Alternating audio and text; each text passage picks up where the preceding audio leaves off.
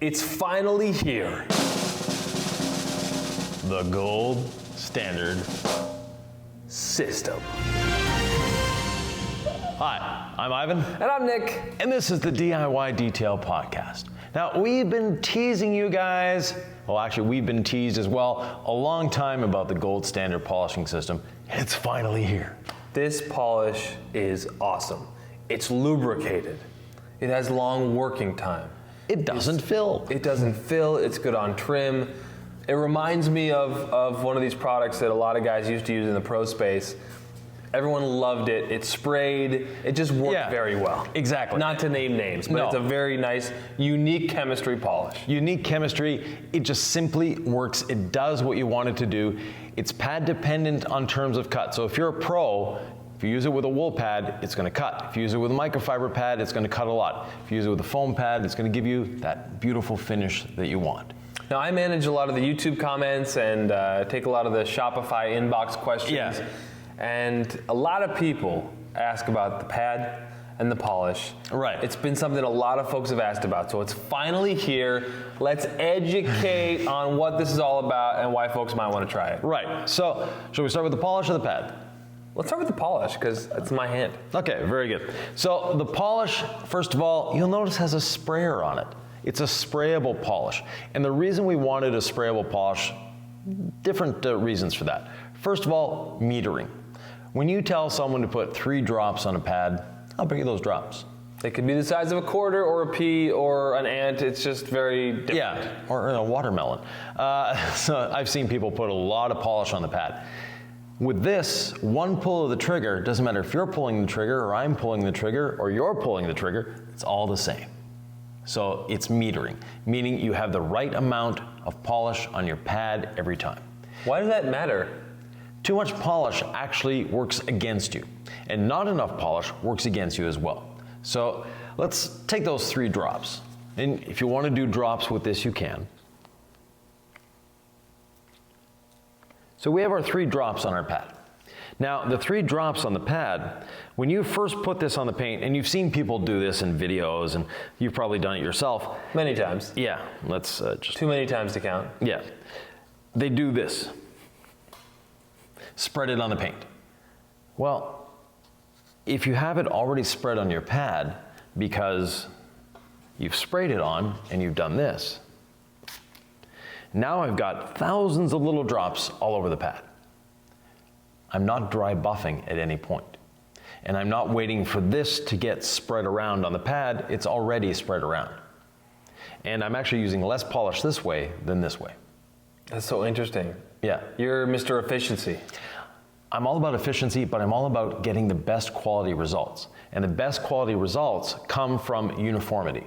And that uniformity is now I have thousands of little drops all over this pad. Some might say, well, how is it uniform if it's spraying differently every time? It's spraying differently every time, but I don't have just 3 locations. Here, we'll do that again. So I don't just have 3 locations or 4 locations on the pad with polish. I have polish everywhere on the pad. So that allows for better distribution. The other aspect of this is I wanted a polish that didn't dust. It doesn't dust. I don't want a polish dusting either. No. I want long working time. Exactly. I want a nice smell, and I want it not to dust. And that's what we've got here. Yeah, it smells sort of like bananas. Sort of a banana cream pie. We'll put it that way. It's not that fake banana, candy banana smell. It's just got a nice banana fragrance to it. Exactly. Yeah, and it's the right color for that, so what the heck. If we would It's also gold. Yeah. For the gold standard system. Exactly. Now, the other aspect of the polish, we mentioned long working time, but it's safe on trim. And this guy was doubting me. We polished a vehicle today. He said, I don't want to do the trim. So I went behind him, did all the trim. It's like, look.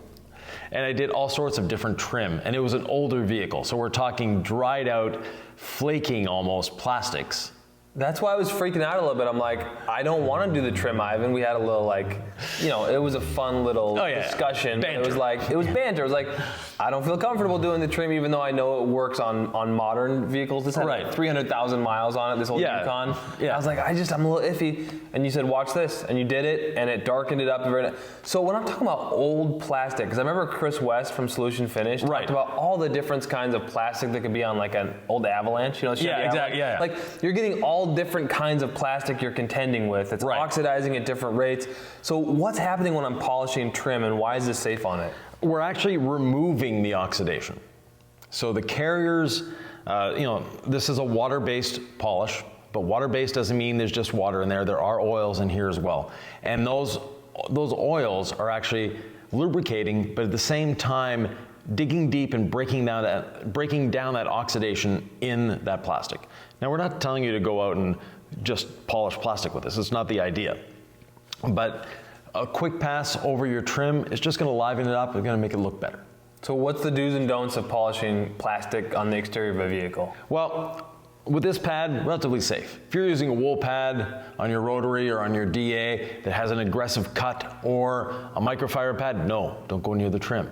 It's the pad that's going to be doing the damage, not the polish. So a final finishing pad like this is going to do a great job. Absolutely. And you want, you're just wanting to clean that trim up at the end. You're not wanting to polish, and you're not trying to make it a new, you're not trying to go from textured trim to a flat trim. So if you do that, you can damage trim, and it's not the polish damaging the trim, it's the polisher, the person doing the job. Oh, so it's actually not the tool's fault? Yeah, exactly. It's actually the person's fault. I have a question for you, Yvan. Yep. Is this the best spray polish of all time? I hope so. It's the most recent. We put a lot of effort into this polish. So a lot of time, the delays were partially due to the pad, but also the polish. We did a lot of research and development.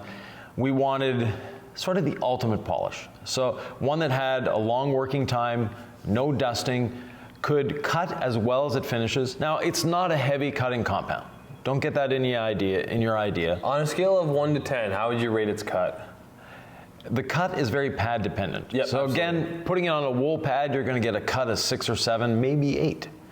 Putting it on a foam pad, you're going to get a cut anywhere from 1, so beautiful finishing, to 4 or 5. And I've got a friend, Jamie Gonzalez, in Salt Lake City. Yeah. G&G Auto Reconditioning, and he'll sometimes take a polish and he'll go from start to finish with that polish. Exactly. And he'll start with a microfiber and then with foam. Yeah. And he knows how to work his machine. He's been in body shops for 20 years plus. Exactly. He knows how to get the cut he needs and the finish he needs from the exact same polishing liquid, I guess you could say. Exactly, yeah. Now, that brings us to the pads. We did a lot of work with Lake Country Manufacturing, so these are made in the USA. These pads, we did a lot of work because we wanted a few things from our pad. First of all, we wanted a foam that could be sort of an all-encompassing foam. We have cut, but we have good finishing as well. I noticed it's kind of a thinner foam than some of the bigger foams I've seen in the past. Right, so a little thinner foam, which gives you a little more cut. Yep. But the waffle surface gives you that cooling effect, because you want, I personally, I love waffle pads. I've been in the industry a long time. Waffle pads have been around a long time. And a flat foam pad to me just doesn't do it. So we got the waffle pad. The reason we went with a waffle, first of all, for cooling. The cooler the paint, the better it is. Second, a waffle pad, the user experience. So this is DIY detail. We're aiming this primarily at the DIY detailer, and I know some pros will pick it up and go, where has this been in my life? But the waffle gives you a much better user experience. With a flat pad, the machine tries to pull you around almost. Whereas with a waffle pad, it just glides over the surface. Yeah, I think it's a little bit friendlier to beginner technique as well. Friendlier to beginner technique. The idea that you can glide along the paint easier and it stays cooler longer. Yeah. I find that finishing with the right pad, even on finicky black paint, is really beneficial. Right. Because you can sort of almost, I don't know how to say this, but you're almost gliding over the paint as opposed to really trying to cut. And I feel like the waffle surface really kind of makes that possible. Right, it gives you that glide, and also it, how to put it, this is a relatively stiff foam. Yeah, it's not soft foam. No, and if you're going with a really soft foam, so on a rotary, I like to finish with an extremely soft foam, but I always finish with a rotary. So I'm old school. The rotary polisher, a lot of people are afraid of it. Don't be afraid of it. It's an easy tool to use. But with the rotary polisher, the waffle pad, again, it's not trying to pull you around, and you're getting that cooling effect. But a soft foam on a dual action, which is what most of the people will be using. We've done a video using just a random orbital sander that actually works great for polishing paint. And so the 5-inch pad on the random orbit sander is just spectacular. But what happens is with a dual action machine, if you've got one of the long stroke 21 millimeter machines, if your pad is too soft, you get what's called micro marring. And micro marring is not a fun thing. It's sort of a grayish look on the paint. If you're polishing a black vehicle, it's gonna look hazy and gray. And no matter how much you polish, you're still gonna get that because it's your pad and polish combination doing that for you. And most of the time, that hazing is caused by the pad. So the wrong pad choice. So a soft foam that is great on finishing with a rotary is not necessarily ideal on a DA because let's imagine that 21 millimeter stroke. And by stroke, we mean, so a dual action polisher, one of the actions is just turning. So it's just turning. The other action is it has an oscillation. And that's a 21 millimeter oscillation or a 15 or an 8, depending on the machine. And I know all these numbers and I know how a 21 feels like it's a more aggressive cut. Correct. But what does the 21 signify? What is the oscillation? What does 21 oscillation mean, millimeter mean? So if we go with a true rotary, it's just turning. If we go with a 21 millimeter oscillation, it's turning and going side to side at the same time. And by 21 millimeters, it's offset 21, actually it's offset 10.5 millimeters, meaning that the total stroke, so from one end to the other is 21 millimeters, which is roughly 13/16. And with that 21 millimeter stroke, imagine the pad. The pad and the backing plate of the machine are moving to the right. Then all of a sudden the backing plate says, I'm at the end of my stroke, I'm gonna go left. It starts going left, but if your pad is very soft, it has elasticity. And your pad stretches and stretches because there's friction against the surface. It stretches and then all of a sudden it snaps because it's reached its point of elasticity, it snaps back and now it's following that backing plate. That snapping is when it digs in and causes that micro marring and then smooths out. And then gets to the other end, the backing plate reaches the end of its throw, this has a little momentum, it goes a little further, it stretches and comes back the other way. So that is what causes micro marring. So interesting. And yet, at the end of the day, we want you to try to have this simplified and just have it work for you and avoid that micro marring. So that's why we put a lot of R&D into the polish, but also into the pad. And that R&D was, we now have the polish that we want. Let's look at all the foams that are available. We didn't try any flat pads, trust me. But we got a lot of different foams in this shape and tried them on different paints, on different things to get what we wanted to get. Okay, and I want to let people know, on every DIY Detail product, we have an SDS sheet available through the QR code. So you just scan the QR code on your phone, you're going to get how-to videos from these two gentlemen. Yeah. And then the SDS sheets, the safety data sheets. And actually the how-to videos, they're not just our videos. We put, so let's say other YouTubers put videos out about one of our products. We'll add it to our playlist. So you're not just getting us on that playlist, you're getting everyone else. I think we titled it Influencer Playlist or something, or Independent Reviews. Yeah, Independent Reviews. So we'll put a link to that. Right, but there, if someone is talking about this polish, their video is going to end up on our playlist. If they're just talking about the polish, it's going to end up there as well. Absolutely. Yeah. What else? Enjoy yourself. Polishing is not as difficult as you think it is. Make sure your car is clean, decontaminated, and dry. And decontaminated means use your clay towel and your iron remover. No pressure. You've washed the vehicle, it's still wet. Spray some iron remover on there, a little bit on your clay towel. No pressure at all until that sound goes away and you don't really feel anything under your fingers. Swap one side of the clay towel per panel. After 4 panels, your clay towel sides will have all been used. You just rinse it out in water, and then that's kind of cleaning the car. That's called decontamination. Right. So make sure that's the first step before you polish, because you want the paint just really clean and ready to just deal with the pad and polish, not all the crud in between. Exactly. Here's your clear coat, here's the polish, it's got to deal with all those contaminations on the paint. It's not going to adhere, it's not going to do what it was designed to do. Right, and one thing I've always been a proponent of is never put clean polish on a dirty pad. So there is a System 4000 pad washer that's available. We'll have it on our website eventually. If you don't have that, you can simply take the pad, take it off your machine, put it in your wash bucket, whether it be Incredible Suds or Rinseless Wash, put it in there, move it around a little bit, squeeze it out, put it back on your machine, and spin it off. And once you've spun it, it's just damp, it's not wet, and you're good to go. Another question folks might have, Yvan, they're going to be applying ceramic coatings after they polish. So does this polish, the Gold Standard, does it have fillers? No, it is designed to be used with a ceramic coating. So it doesn't leave anything on the surface.